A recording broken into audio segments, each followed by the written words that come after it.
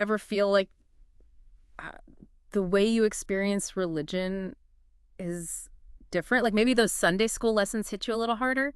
Or the thought of eternal damnation that really stuck with you, more than your friends, maybe? You might be onto something there. Ooh, That feeling of different, it's a common thread in religious trauma syndrome, RTS. We're diving into that today. right? RTS.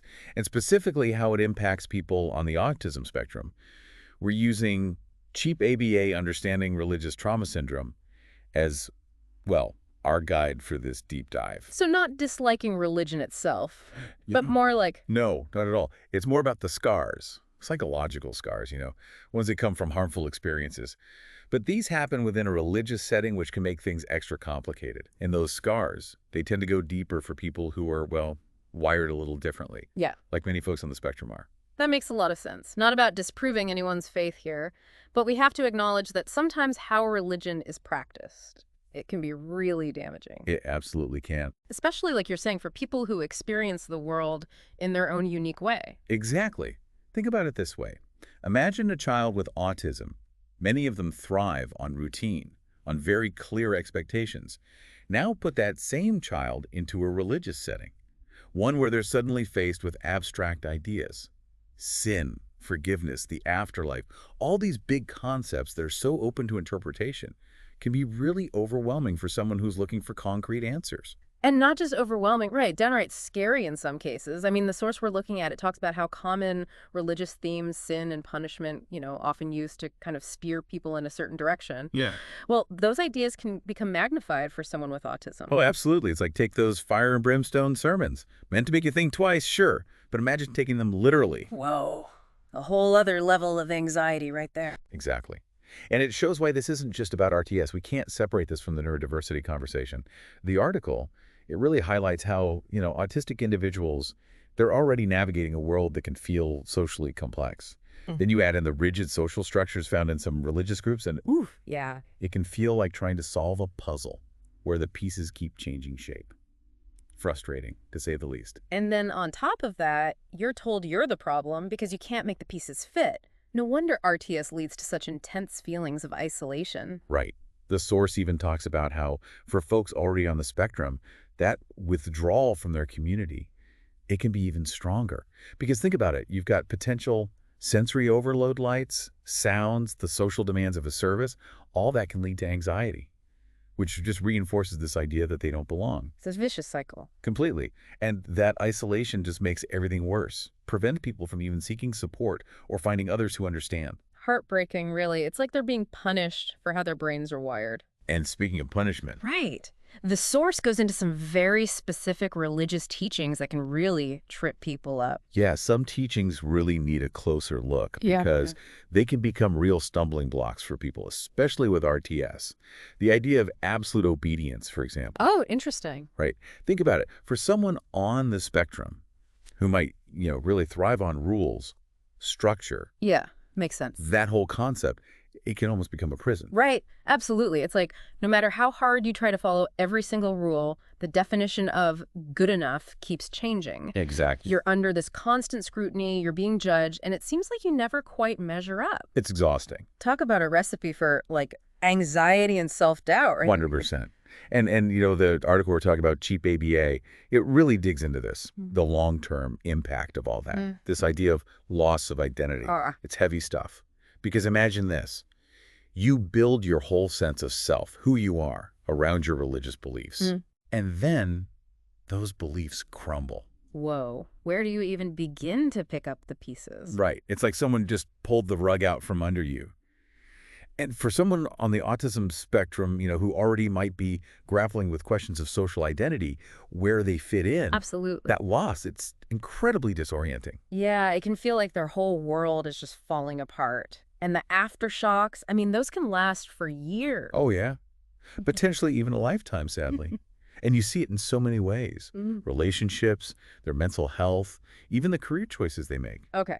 So we're talking about some pretty heavy stuff here, but I know our listeners sent this topic in because they want to learn, not just, feel discouraged. Right. Absolutely. So what about solutions? What does the source say about actually helping someone dealing with RTS, especially when they're also on the spectrum? What can we do? Well, and that's That's the hopeful part, right? What? Because while this cheap ABA piece doesn't try to sugarcoat things, Right. it's real about the challenges. It really emphasizes that recognizing the problem. That's the first huge step. Yeah. Naming it. Exactly. Yeah. And then from there, it's about, okay, finding therapists who get it, and I mean really get it. Therapists who understand both religious trauma, right, Yes. and the neurodiversity piece.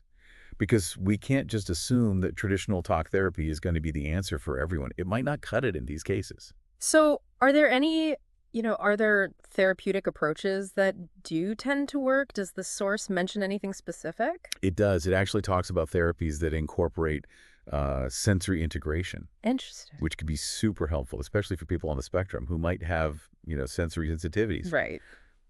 Basically, you're talking about creating an environment where the person feels safe and comfortable, and they're able to, like, regulate their sensory input Yeah. while they're also processing all this trauma. That makes a lot of sense, meeting people where they are, not just figuratively, but literally as well, not trying to force them into a box that doesn't fit them. Yeah. It's about understanding. Yeah. And the source, it also emphasizes group therapy. And I think that makes sense because, The power of shared experience. yeah, to be in a room with other people who just get it, Yeah. who've walked a similar path, that's incredibly validating. Yes. Because you might have gone so long feeling like you're the only one, feeling broken. And so to be in that space where you realize, oh, wait, my experiences are valid. I'm not alone in this. It's like a lifeline. It is. And it can be such a catalyst for healing, for growth. Mhm. Because by sharing their stories, supporting each other, learning these coping mechanisms together, Right. that's how people can start to take their lives back, Yeah. to build a future that's free from the weight of religious trauma. You were saying finding that community, planting a seed. Yeah, like planting a seed in fertile ground. Exactly. Where that seed is hope. Right. Right, hope, and then fertile ground. Mm. That's the support they're getting. In therapy from others who get it, it makes all the difference. So it's not just about, knowledge is power. In this case, it's healing. Healing, yeah, but on a much larger scale. Exactly. Because think about it.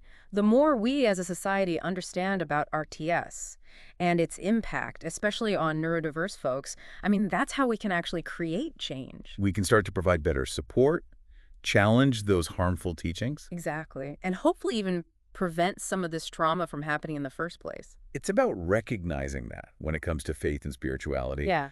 There's no one-size-fits-all approach. Mhm. What brings one person comfort or a sense of meaning, it might be a source of real pain for someone else. Right.